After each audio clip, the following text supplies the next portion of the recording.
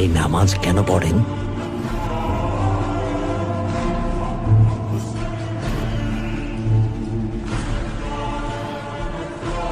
নামাজের মাধ্যমে শুকরিয়া আদায় করি। এর মাধ্যমে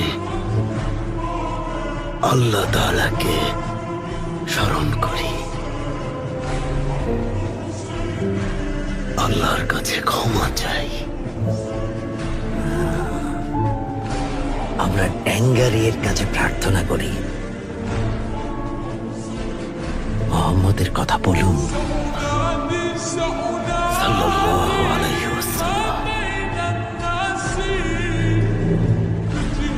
ওসমান বেও এই নামটা যখন শোনেন ওটা বলে চুপ থাকেন কেন?